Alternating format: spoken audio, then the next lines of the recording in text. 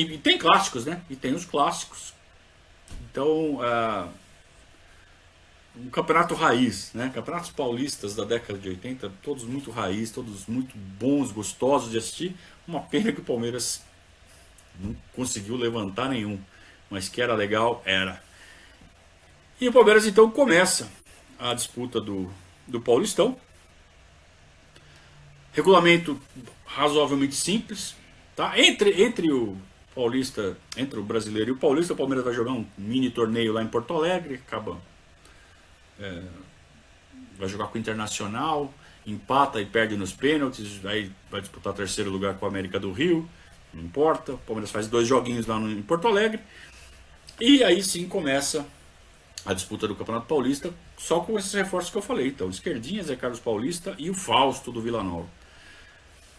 E assim, o Palmeiras vai jogando em banho-maria. Quase não perde. Tá? No primeiro turno teve uma derrota só, pro Guarani. Mas começa a empatar demais. Perde pouco, mas também ganha pouco. Empata muito. Palmeiras ganha do Corinthians no primeiro turno. Mais um empate em 2-2 com o Santos. Sendo que esse empate foi muito legal. Foi com 2 gols depois dos 40 do segundo tempo. Um gol do Enéas e um gol do Jorginho. Não é. Jorginho é do Carlos Henrique. Agora não sei. Mas 2 gols no fim. Tá? E joga com o São Paulo e empata. Vejam. Ganhou 1, empatou 2. E era isso o Palmeiras. Mais empatava do que ganhava. Só perde uma do Guarani. De 2-1 no brinco. Mas também não ganhava muito. Então você tem uma sequência em julho que o Palmeiras fez 7 jogos invicto. Mas na verdade empatou 6 e ganhou uma sequência. Então, na verdade, assim, é um pedaço da sequência. O Palmeiras pega uma sequência enorme invicto. Né? Esse é um pedaço dessa sequência. A sequência toda tem 18 jogos sem derrota. Só que desses 18 jogos, o Palmeiras ganhou só 8 e empatou 10. Sendo que no meio dessa sequência é 6 empates e 1 vitória, sabe? É muito empate. Então o Palmeiras, você não confia. Você acredita, você fala assim, pô, o time não perde, mas não tem aquela faísca que você fala, puta, esse time vai ser campeão. Esse time vai ser campeão. Não vai. O Nenê Santana desiste, fala assim, eu nunca vou jogar. Ele fez pouquíssimos jogos com a camisa do Palmeiras. Como eu disse, ele está disputando a vaga com Luiz Pereira, Márcio e Wagner Bacharel. Não dá para o Nenê, né? Muito bom zagueiro, mas não dá para ele. Palmeiras com 4 zagueiros muito bons. Ele acaba pedindo dispensa, acaba indo para o Vasco. Aliás, o que ia de jogador do Palmeiras para o Vasco era uma grandeza. Eu falei da regra. A regra é a seguinte: turno e retorno. Não tem essa história de campeão de turno como tinha nos anteriores. Turno e retorno, só que está dividido em 4 grupos de 5 só para efeito de classificação. Tá? Todo mundo joga contra todo mundo, 38 rodadas, você tem que ficar entre os 2 primeiros. Aí você vai pro octogonal. Então o Palmeiras está no grupo que tem também o Santo André, e o Santo André está fazendo uma campanha muito boa. No final, o Palmeiras está liderando o grupo, os 4 grandes estão liderando seus grupos. Né? Primeiro e segundo turno, no finalzinho do turno, tem o segundo turno, o Palmeiras empata com o Corinthians, empata com o Santos no jogo do Aragão. Todo mundo lembra o jogo do Aragão, né? Não? De novo, 2-0 para o Santos. O Palmeiras era sempre assim. O Santos fazia 2-0 e o Palmeiras começava a massacrar. O Palmeiras começava a massacrar. Aí o Lino faz 1-2 aos 41. Lino, volante do Palmeiras. É o Lino que faz o gol? Peraí que agora eu fiquei encafifado aqui. O Lino não estava no Palmeiras ainda. Por que eu anotei? Eu anotei aqui, escrevi Lino, mas que eu tô muito louco. Porque o Lino não estava no Palmeiras ainda. em 83? Pera aí, vamos tirar essa dúvida. Vai, memória do computador, não me deixe na mão agora. Tô chegando aqui já. Não. Não tava 2-0, não. O Lino tava no Santos. Tá? É assim, 1-0. 1-0 pro Santos. O capitão, que era aquele ponta direita do Guarani, que o Palmeiras pega também, que vem do Atlético Paranaense. O capitão tinha acabado de chegar. Tá? É uma das contratações que o Palmeiras faz no segundo turno. O capitão faz 1-1 e o Lino, que está no Santos, faz 2-1 aos 41. Eles falam assim, perdemos. Aí o Palmeiras empata com o gol do Aragão. Como que é o gol do Aragão? É uma bola cruzada na área, a defesa do Santos rebate, o Jorginho está na entrada da área, ali na meia-lua, um pouquinho na entrada da área, e ele bate cruzado, a bola é fora. Só que o Aragão, ele está a um passo da trave direita do Marola. E ele tenta sair, claramente ele tenta sair. Não é aquele migué que ele tá ali, ó, se sobrar vou pôr pra dentro, juiz vagabundo, né? Ele claramente tenta pular, ele tenta sair, a bola bate no joelho, na coxa dele, na canela, sei lá onde, e vai na gaveta. E ele sai fazendo assim, não tem o que fazer, é gol, cara, é gol. E o Palmeiras comemora e os caras do Santos falam, pô, o que você tava fazendo aqui, cara? Do lado da trave, não é pra ficar do lado da trave, ele tava do lado da trave.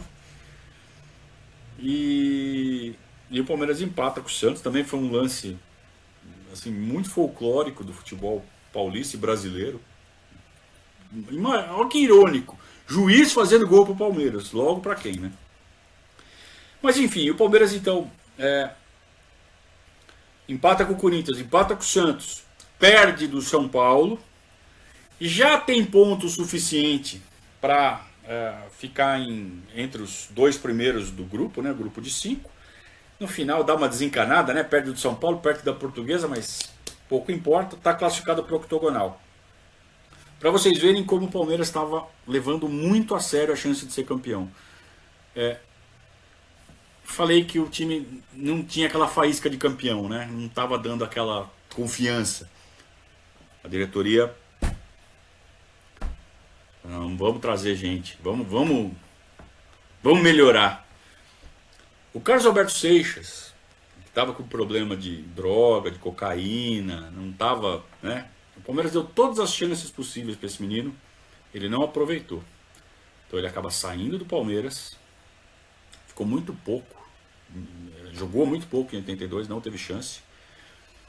O Zé Carlos Paulista, que tinha vindo, não foi aprovado, ficou 2-3 meses, foi liberado. O Palmeiras promove da base o Hélio, que é pai do Bernardo, que jogou no Palmeiras em 14. O pai dele é o Hélio, que era juvenil do Palmeiras na década de 80. Então ele é promovido em 83. Aí você diz, pô, mas você perde o Seixas e traz o Hélio? Não, traz de volta o Baltazar. O Baltazar tinha sido emprestado para o Flamengo. O Baltazar tinha saído do Palmeiras no fim de 82, foi para o Flamengo, e também não foi bem no Flamengo, mas pô, ele tinha feito um monte de gol em 82 no Palmeiras. Pô, traz o Baltazar, cara, um puta centroavante. Né? Não deu certo no Flamengo, azar dele, azar do Flamengo. Então ele volta para o Palmeiras no meio do segundo turno, pensando já no octogonal. Então o Palmeiras se reforça pensando no octogonal. Traz o Hélio, promove o Hélio, traz o Baltazar, traz o capitão que fez esse gol contra o Santos, traz um lateral direito de reserva para o Perivaldo, porque ninguém mais aguentava o Nenê, né? O Nenê nosso, o Nenê da base, que era lateral direito, inclusive de 82. Então traz do lateral direito do Grêmio chamado Silmar, que já morreu, inclusive ele morreu num acidente de carro em 93, era novo. Né? Ele morreu, ele tinha 34, 35 anos. Jogou no Palmeiras. Era novo ainda, jogava no Grêmio. E o Palmeiras traz do Cruzeiro um pontinho esquerda chamado Edu Lima. Pouca gente se lembra. O Edu Lima, que fez muito sucesso no Guarani, bem depois, ele passou pelo Palmeiras. Bem moleque ainda, 20, 21 anos. Jogava de ponta esquerda. O Palmeiras traz. Inclusive ele fez parte da negociação do Carlos Alberto Seixas, que foi para o Cruzeiro. Tá bom, vocês pegam o Seixas, a gente pega o Edu Lima, e aí teve uma compensação em grana. Então o Palmeiras se preocupou em se reforçar para essa reta final de 83. E aí o Palmeiras então entra no octogonal. O octogonal são 2 grupos de 4, você tem que ficar entre os 2 primeiros. Então são 6 jogos. Grupo do Palmeiras: Portuguesa, Santo André e São Paulo. Do outro lado está o Corinthians, o Santos e mais 2. Tem que ficar entre os 2 primeiros. Preocupação no Palmeiras. O segundo turno do Palmeiras não foi bom. Como tinha ido muito bem no primeiro turno, fez ponto acumulado suficiente para entrar para o octogonal. Mas no segundo turno, o Palmeiras ganhou só 4 jogos. Perdeu só 4 também, é verdade. Empatou 11. Então, assim, é muito jogo sem ganhar, né? Nos últimos 16 jogos, o Palmeiras só tinha ganho 2 vezes. Uma do 15 de Jaú e uma do Marília. Só. O resto ou empatou ou perdeu. A maioria empatou. Muito empate. Então, é aquela coisa, né? Todo mundo desconfiado. Mas vamos lá, né? E logo nas 2 primeiras o Palmeiras ganha. Então tira, assim, sabe, a desconfiança e de novo. É impressionante. 2 partidas. A torcida do Palmeiras. Uau! Ganhou de 3-0 da Portuguesa. Jogando bem. No Canindé. Tá? E ganha de 2-1 do Santo André, que tinha sido o líder do grupo, por 1 ponto e tal, porque o Palmeiras relaxou no final, mas de qualquer forma tinha sido o líder do grupo do Palmeiras na fase de classificação. O Palmeiras ganha do Santo André e empata com o São Paulo, quer dizer, fecha o primeiro turno com 7 pontos, com 5 pontos em 6 possíveis. Tá encaminhado, né? E de fato, né, o Palmeiras empata com o Santo André na volta, perde do Palmeiras, perde do São Paulo e chega na última rodada dependendo de um empate com a Portuguesa em casa. Ainda não tinha acontecido aquelas parmeiradas, sabe? De chegar em casa com um time mais fraco e não conseguir. É só lembrar, né, da história. O Palmeiras ou tinha times fraquíssimos e nem chegava perto de definir, de chegar ali no funil, ou quando perdia de times fortes, né? É isso que vinha acontecendo. Então, assim, não teve aquela de vai dar parmeirada, vamos pegar a Portuguesa em casa, jogamos pelo empate, nós vamos conseguir esse empate. E de fato o Palmeiras consegue o empate, tá? Segura, tudo bem. Era jogo para ganhar? Era. Mas o que importava era o Palmeiras passar para a semifinal. E o Palmeiras consegue fazer 1-0 na Portuguesa e vai segurando. E no final a Portuguesa empata com um gol de pênalti. Então foi um jogo bem controlado. Como eu disse, o empate foi lá foi nos acréscimos já. Na época falava descontos. Nos descontos. E o Palmeiras então vai para a semifinal. E eu lembro da capa da Placar na época. Os 4 grandes.